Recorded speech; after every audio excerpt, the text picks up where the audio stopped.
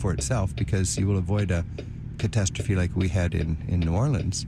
But this storm surge barrier, I've seen it. It's as big as 2 Eiffel Towers on their side on wheels that can roll together and stop the sea from coming in when there's a perfect storm of high tide and wind and whatever would bring a higher sea. You can close it off and protect millions of people. Correct, that's it. Wow. Yeah. And do the Dutch people who live below sea level feel safe behind their dikes? Yeah, we don't worry. Even if a lot of people live 15, 20, or even more than 20 feet below sea level. And we don't worry because we have faith in the water management of the Dutch government. We know billions of euro are invested in this. The expertise is there. The experience is there.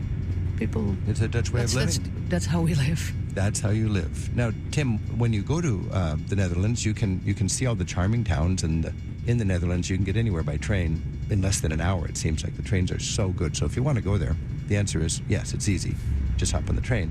Going to Rotterdam, that would be your look at contemporary Dutch industrial might, it seems like. What do you find when you go to the great city of Rotterdam, which was pretty much destroyed in World War II? That's it. That's why Rotterdam always feels like a little bit of a separate, a little distinct city from the rest because so much of it was destroyed in the war. And they came back and they really faced a challenge that a lot of Europe faced of how to build something new and what would its identity be. And Rotterdam, to me, as I walked through, the thing that really stood out was the amount of art. Just art is so alive in that city. There's statues everywhere, a lot of great little galleries, and they just have they're very mindful about the appearance of the city and how they combined that. I was just there recently. Even the train station is a work of art. It's a happy, modern, efficient train station. It made me want to go to work. I mean, I wanted to commute. It's the strangest thing. But instead, only the Dutch can make you want to commute. I know, and it was really something. And I got on a rental bike, and there was modern art dotted all over the town along the generally pedestrian and bike-friendly interior. Even Rotterdam, which is the epitome of industrialization, was primarily pedestrian and bike-friendly. And you come to some of these little communities with modern, just crazy architecture. The market hall is a condominium that arcs over the market. And describe what it's like. I mean, I've never seen anything anywhere like it. It's definitely a different take on the traditional European market. You can go in there and it looks very modern, all this beautiful glass, but then you do still find the kind of small shopkeeper who can tell you exactly where this was grown and sell you the really artisanal products with amazing flavor. And then you look up above and you see people's condominiums, and they're looking literally down on the market. They're living over it. And then across the square, there's houses built on posts where they're cubes on their corners somehow. Completely wacky. Yeah. So there's that playfulness, but also don't they say, they have a joke where in Rotterdam the shirts are sold with the sleeves already rolled up. So yeah, I heard that. Yeah, they say the money is made in Rotterdam, it's divvied up in The Hague, that's the capital, and spent in Amsterdam. Have you heard that, Rolinka? I heard that, yes. Don't we say the money is made in the Netherlands in Rotterdam, they talk about it in The Hague, and they spend it in Amsterdam. Okay, they talk about it. I have the earlier version when government was more effective. They divvy it up. They divide it. But now they talk about it, and then they spend it in Amsterdam. Thank you for updating me on that little quote. I also think that Rotterdam is called the new Dubai because of the modern architecture and all the crazy things they are building. Do you like walking around Rotterdam? No, not really. It's too big for you? Or? Yeah, it's too big. It's too modern. I like. You like the cute? Like the ancient. Yeah. Okay, so if you want the cute in a little urban setting on a smaller scale, where would you go? I would rather go to Delft. Delft. It's not really small. It's a city of about 100,000 inhabitants, but it feels small. It's a very dynamic, very young city. It's a city of the university. The technical university is there. So it's all the students that makes the city very lively and friendly. It's not very touristy. And it's only 15 minutes away from Rotterdam. Yeah. So you could roll up your sleeves and make the money in Rotterdam, and then you could spend your life in this charming Delft. I love being there on market day. Describe the market. First of all, the market square. Market Square is surrounded by old townhouses, so it's the atmosphere of the 17th century with the city hall and the church. And the church is like a rocket of bricks. It just goes straight up. It's amazing structure. And then on market days, the whole square is filled with stalls with all the specialties. So you got the flower shops. You got your flowers, you got your herring, and it's not just for the tourist. It's real. I think it's not for the tourist. It is for the locals. And those tourists that happen to be there, they enjoy it. And of course, we know Delft because of Delftware. And if you're curious about Delftware, what can you do? There are several places where they still make original Delftware. So you want to watch out. You don't want to just buy something in one of the shops because most of it will not be authentic. So there's 3 different places where they still make original Delftware. There's the Royal Dutch Delftware manufacturer. That's the big one. The bigger one. There and I'm very impressed by the presentation. You get to see the factory, you get to see the painting, you get to see them fire. It's just a beautiful thing. And of course, you can buy some Delft right there. Our guides to the smaller towns and cities of the Netherlands right now on Travel with Rick Steves are tour guide Relinka Blooming and Tim Tendick. Relinka grew up exploring her home base in the Netherlands on family bicycle outings. She now operates an off-grid Shepherd Cottage Eco Guest House in the French Pyrenees. Tim Tendick is Dutch-American, based in Rotterdam, and specializes in the Netherlands and Romania. We have links to Relinka's website and to Tim's Vagabond Urges blog posts. You'll find them in the notes with this week's show at ricksteves.com/radio. Our phone number is 877-333-7425, and Jennifer's calling from Rockwall in Texas. Jennifer, thanks for your call. Oh, thanks for taking it. Yeah, have you been in Delft? I have been in Delft a couple of times, and the last time I went, our family of 5, we were all living in Portugal at the time, and I was able to take my oldest daughter to the Netherlands for her 16th birthday. Oh. And that was a lot of fun. I bet. And you stayed in Delft. What are your memories of Delft? We actually stayed in Haarlem. We chose to stay out in the countryside. I had been to Amsterdam before, so I thought it'd be nice to have a different experience. So we stayed in Haarlem, got to go to Delft, and took the train there. The city square is as majestic as the church is. It's also very quaint. In both Haarlem and Delft, I would say. They're sort of sister cities that way. Absolutely. Yeah. In Delft, we got to enjoy a concert. We even had a wedding party come out of the church. That was really fun. And then in Haarlem, the city square is just, there's everyone's there outside. We even got to eat fajitas, which was fun. Fajitas in Haarlem. Texas. I know. Well, it's sort of the new Netherlands. There's it's a dynamic country, and it's got a classic shell with which to live in. And hey, Jennifer, if you were going to go back again, or you have some friends that were going back, would you recommend they sleep in Haarlem or in Delft? Which one would you make for a home base? I'd say either. I think Haarlem, it's a great bike ride from Haarlem to Amsterdam. That's one of the reasons we chose it. We, a lot of the hotels rent bikes. It makes it very easy for travelers. Right. But either would be extremely charming. We stayed at a great hotel, and I wouldn't even know. I'd say go with either. You're going to be happy either way. Over the years, I've been wrestling in my mind between the two. Delft, I think, is a little nicer town in some ways, but Haarlem is so handy to Amsterdam. And if you're going to travel to Amsterdam, I'd rather sleep in Haarlem and side trip into Amsterdam. You hop on the train. Trains go every 10, 15 minutes, so you're right there at the Welcome to Amsterdam placemat as you step off the train. So thanks for your call. Oh, thank you. Happy travels. Tim, when you think about Jennifer's comments and your experiences in Haarlem, what comes to mind about Haarlem for you? Haarlem it does feel like it feels like home pretty quick after you get there. Mm-hmm. And I know sometimes people are nervous about going around a city, especially if they don't speak the native language or don't necessarily know all the rules and things of traffic and these things. And partially that's easy in that area because everybody speaks English. And then biking around in that area too is just such a pleasure because the Dutch system of separated bicycle lanes is so safe. You're never in traffic. You're always on the separate protected lane. People don't even wear helmets, and everyone who's driving also rides a bike a lot, so they're very mindful of the existence of and the realities of bicycle riding. So it's a very safe place to ride. It's a safe place to ride, but it's not a very safe place to walk if you're a tourist oblivious to the silent bikes that come whizzing by. Many times I've nearly walked right into a bike, and if a little chirpy little handlebar bell ringer can sound angry, I've heard those. This is true. When I started learning Dutch, usually if you learn a language, the first thing they teach you is hello, good morning, that sort of thing. The first thing my Dutch textbook taught me was kijk uit, je staat op fietspad, which is look out, you're on the bike path. Whoever wrote that book said the number one thing we want people to learn is to get off the bike path. Say it again. Kijk uit, je staat op het fietspad.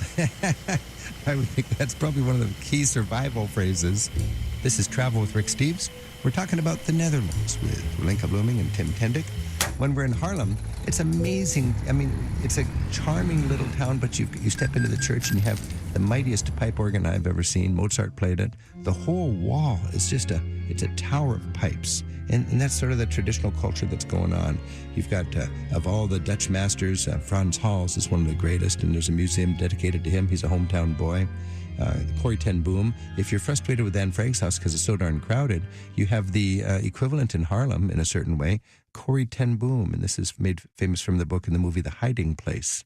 And this is a tour that the family there actually welcomes in 20 people at a time, 4 or 5 times a day, I think. And you actually hear the story of how they hid their neighbors from the Nazis. And I just found that was a powerful little extra visit while you're in Haarlem.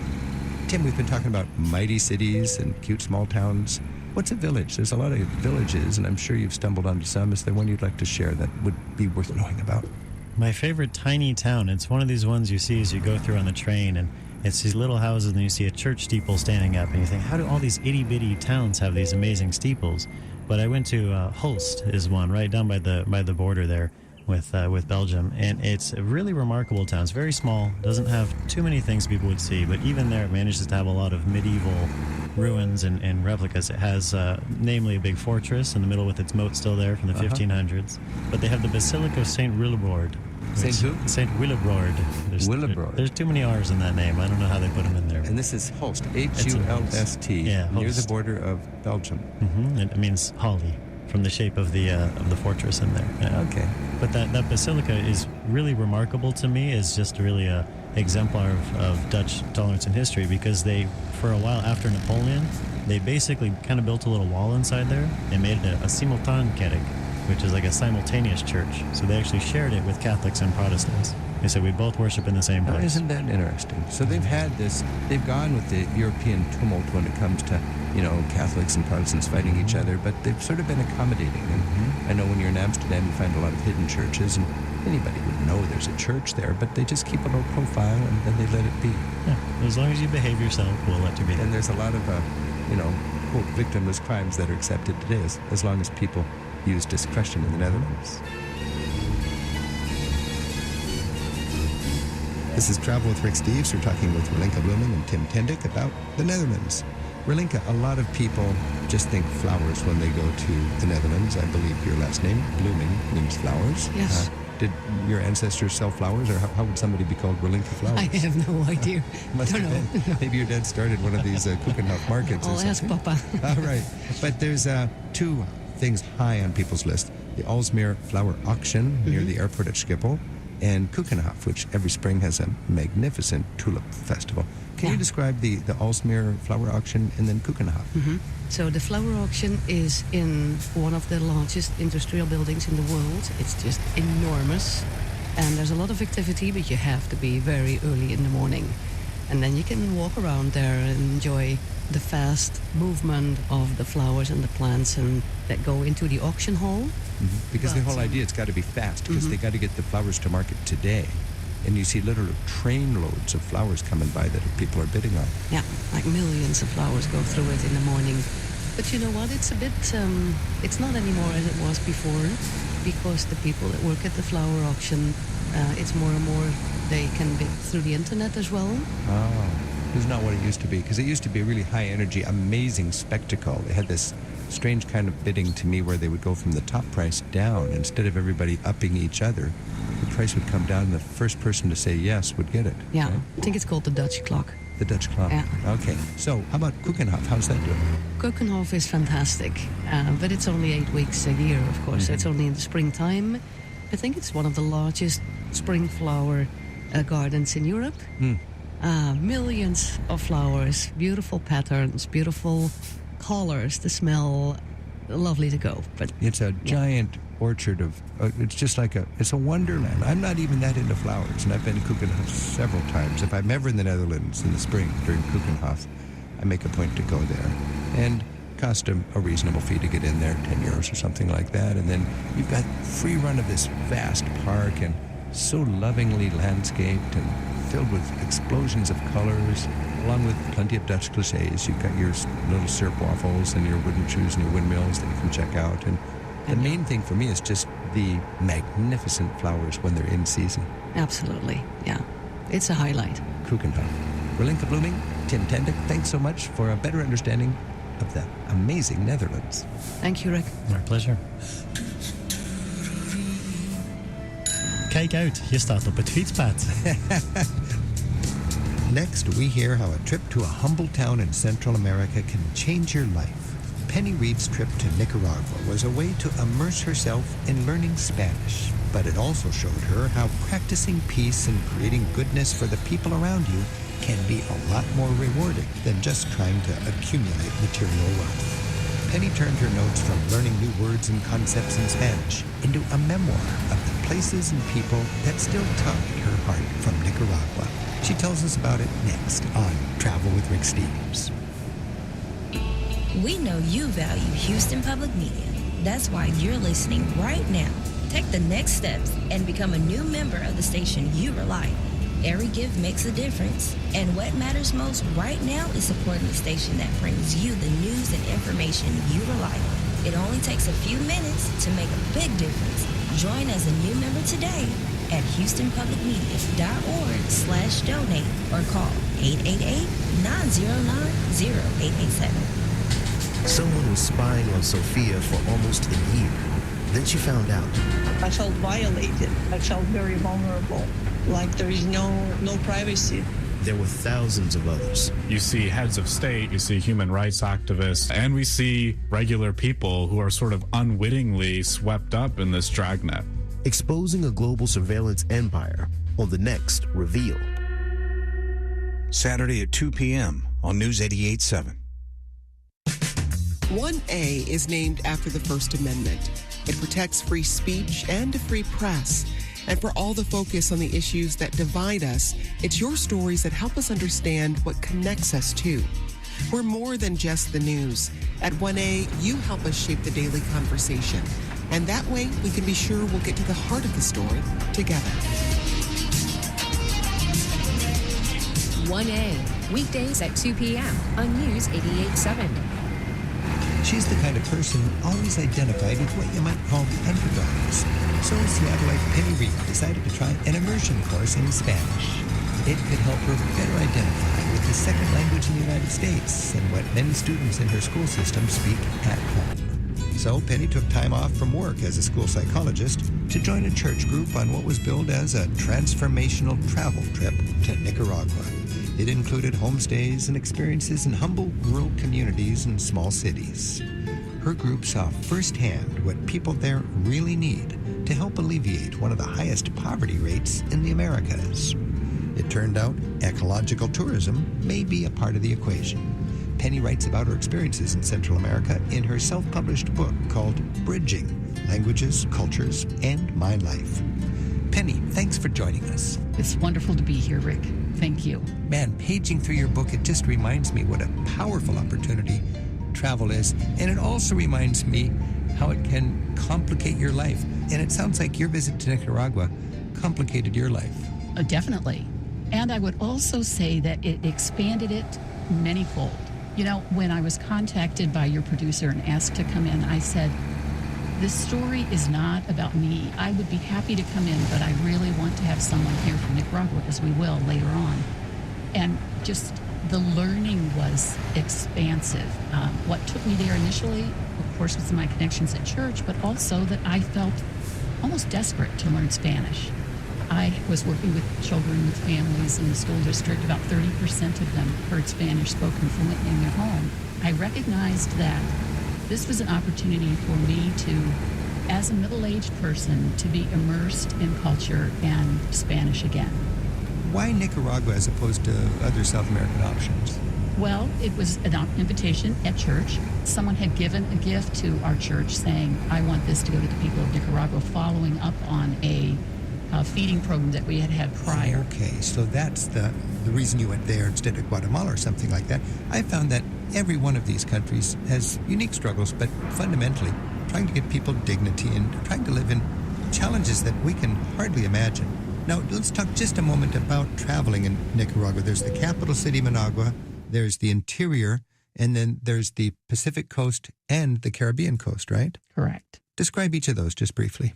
Well, I visited all 4 of those, spent most of the time in the mountains of Matagalpa. So that would be the central area that you describe, about 2 hours driving north of Managua. Managua is a huge city in itself. Lots of action, lots of activity, progressive, lots going on there. And then the West Coast, I've been to Leon, which is where a huge university is. Lots of art, history, lots to learn there. And then the East Coast, so the Caribbean side, is Bluefields and Corn Islands. And that's got a black heritage, a slave heritage. A lot of African influence there. Yeah. And quite a strong, a rich culture there that's different than what we find in Managua. Can you imagine the variety of, the diversity in that country is really spectacular. One of the things I love about visiting. Now, in my experience in Latin America, you have modern capital cities, and these days, to be honest, there's a lot of gang violence, there's a lot of desperation. I'm not that comfortable in Guatemala City or Managua, but I am comfortable in the colonial capitals. In Nicaragua, you go to Granada. In Guatemala, a lot of people go to Antigua. What's your take on Managua versus Granada? Interesting. You were a historian, Rick. I recognize that. And I am a psychologist. Okay. And so I come at this not remembering or not necessarily having all of the details down about the history. Of course, I've heard it, I've learned it, and it does add to the wealth in my experience. But what I go for is the people and getting to know them. And, I've been surprised in Nicaragua time after time that they welcome me. Even the history that they have with the United States, the Iran-Contra affair way back when, they basically opened their arms and were willing to forgive me as a representative of the United States in a second. Well, forgive meaning looking at the negative impact we've had on them as we've favored and supported the corrupt governments and the giant corporations that turn them into a banana republic. Beautifully said. Yeah. So, but I'm with you there, Penny, because I never knew mi casa, su casa, what that meant. My house is your house until I went to Nicaragua. I was so inspired by not just the friendliness, but the friendliness in the midst of such difficulties. I would agree with that. And I would also say that they are striving entrepreneurs.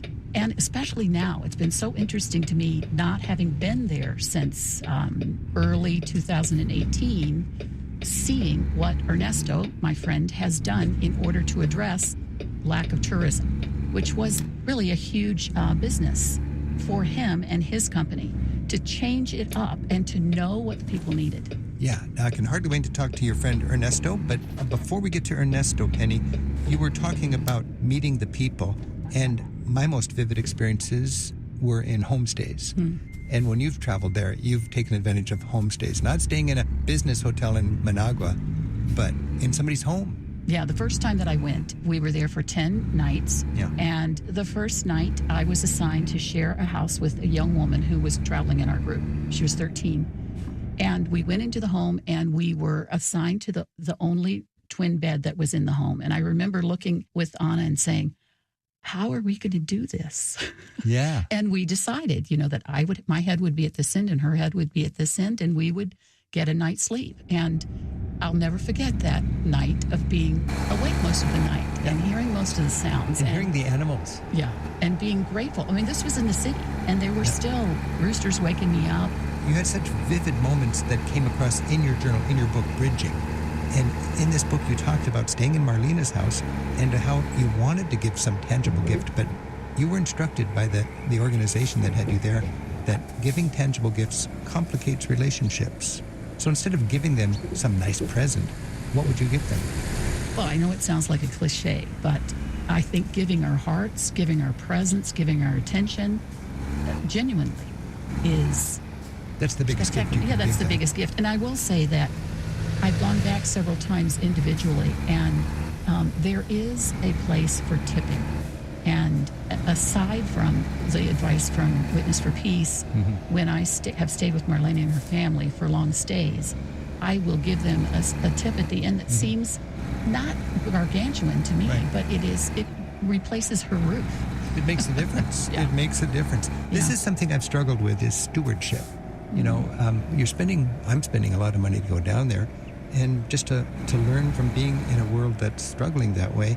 And I really struggled with that. How can I be a good steward and have all of this touristic, almost voyeurism, if you want to put it in a negative sense? And I really have come to the conclusion that the best thing I can do as a stewardship is not to feel guilty about spending a lot of money to fly somewhere where there's a lot of desperation, but to come home and have empathy for those people. And share your story. And share the story. Because some people don't have enough courage to do it, or don't have the opportunity to do it. That's what you're doing with the book I'm holding right here, Bridging. This is Travel with Rick Steves. We're exploring the potential of thoughtful tourism in Nicaragua right now. And Penny Reed's a teacher from Seattle who writes about her experience in Nicaragua in her book, Bridging, Languages, Culture, and My Life. Penny had a great experience with her first guide in Nicaragua, and he's joining us on the phone now. He's the director of the Aguali Biological Station in Matagalpa, Ernesto Ocampo. Penny, can you welcome Ernesto and start this conversation? I'd love that. I met Ernesto on my first trip to Nicaragua over 10 years ago. He was one of our tour guides, and I consider him a terrific entrepreneur. He really knows what's needed on the ground. He has created activities and what people need at the station. Nice. Ernesto, thank you for joining us. And thank you for having us, and thank you for that beautiful introduction. You must be a wonderful tour guide, considering the impact you had on Penny here, and that was many years ago, and you've had a complicated political situation. Tell me, first of all, what is the situation for tourism now? Because you welcome tourists at your biological reserve. Yeah, I do work. I lead a biological reserve called Aguali, and I also work for Matagalpa Tours, which is the company that hosted Penny and her colleagues as well when they came to Nicaragua. And the situation in Nicaragua is we are having some people traveling again after 3 years of being very, very quiet. We don't really have that many travelers, but yeah, we are having some. Tell us about your biological reserve. You're working, I understand there's an aviary and beehives and organic production. Yes, Aguali, I will say that is a social company that is under the umbrella of Matagalpa Tours.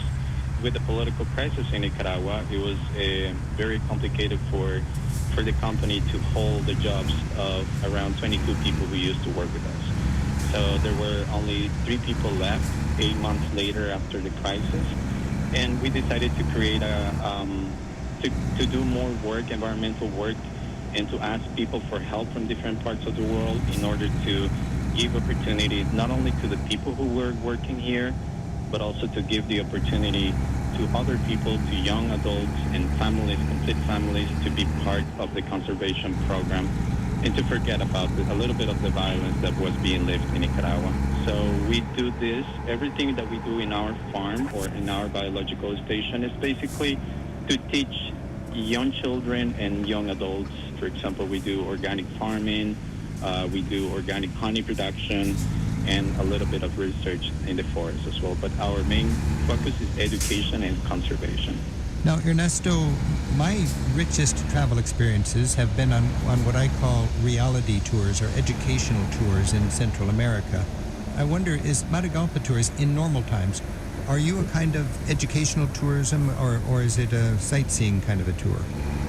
Everything we do has to be educational. I mean, we like to connect people with people with the reality of Nicaragua, and people with nature as well. Because when we try to do conservation, we're not only talking about conservation of the environment, we are also part of the environment. Mm-hmm. And I think it is very important that people understand what is going on in the country, what is going on with the environment and with its people, that people can have a real takeaway when they come to Nicaragua.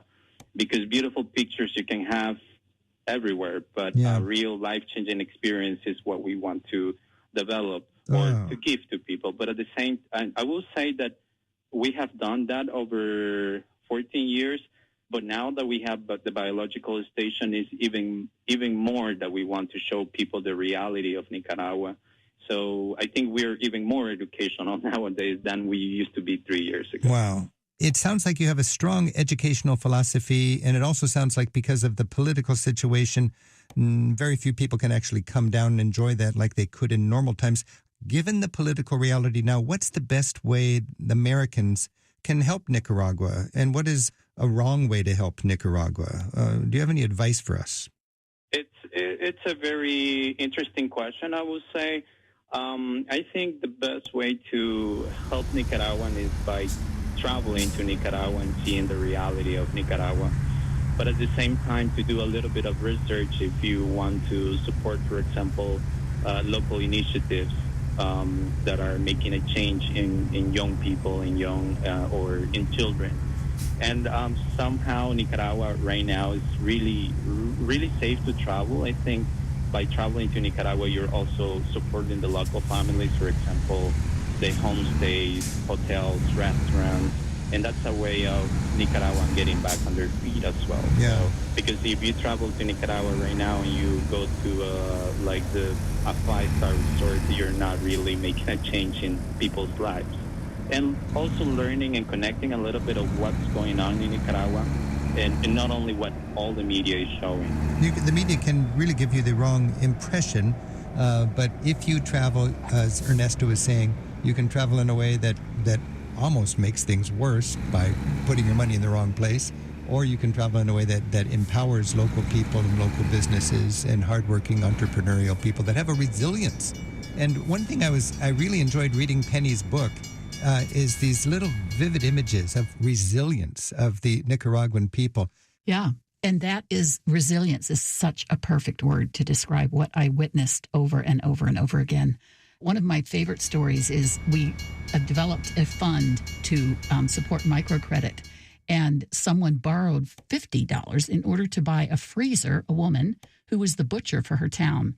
And can you imagine? $50 to buy a freezer got her business on its feet. And then she made money and paid back the funds so that money never goes away. And that's called microlending. Yeah. Ernesto, what's your experience with microlending? Because a lot of people in the developed world like the idea of mini loans. It just takes a couple $100 for a family to buy a couple of cows, and all of a sudden they've got a dairy business going, and then they pay back the loan, and it is recycled again and again and again.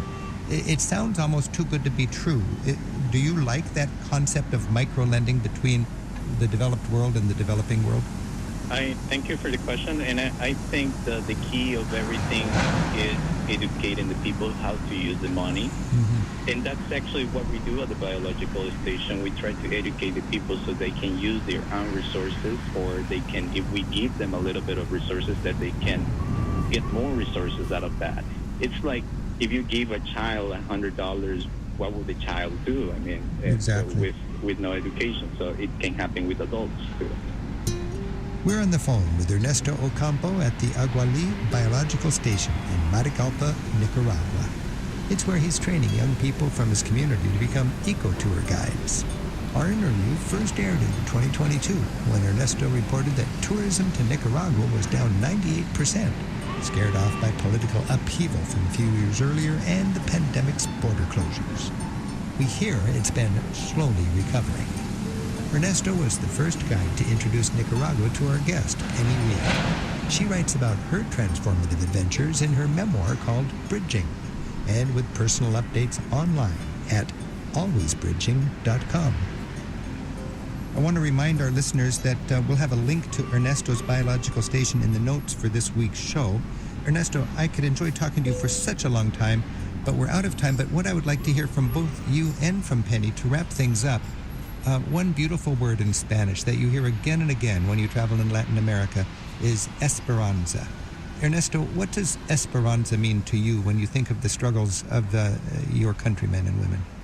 For me, the word esperanza or hope is not to give up, because it's not only in Nicaragua, it's all over the world that you hear bad news every single day. And I think trying to give people opportunity, knowledge, techniques, skills for life is giving them hope as well, and giving something to ourselves to work for, to create more opportunities for our people, our environment, and our children too. And Penny, what do you think of when you think of esperanza in the context of Nicaragua? One of my favorite things about that word is that it comes from the verb esperar, which means to wait, and to hope. It means both things. And I now am so encouraged hearing Ernesto say that I can travel there again, because I have been hoping, I have been waiting for both of those things. In your book, Penny, you wrote that my Nicaraguan family's sacred and beautiful gifts of forgiveness, acceptance, and cooperation will forever compel me to choose the side of hope. Ernesto, my heart is so with Nicaragua, and I'm just so happy to be able to talk with you and get that sense of hope that you share. So thank you for joining us, and best wishes. Thank you. And Penny Reed, thank you for sharing your journal, which so vividly and thoughtfully shares your experience in your book, Bridging Languages, Culture, and My Life. Thank you. Travel with Rick Steves is produced at Rick Steves Europe in Edmonds, Washington by Tim Tatton, Kazmira Hall, and Donna Bardsley. Affiliate relations are by Sheila Gerzoff. Our website is managed by Andrew Wakeling. And our theme music was written and performed by Jerry Frank. Special thanks to our colleagues at Iowa Public Radio in Iowa City for helping out today. You can find links to our guests, listen to a podcast version of the show, and search the archives at ricksteves.com/radio. We'll look for you again next week with another Travel with Rick Steves.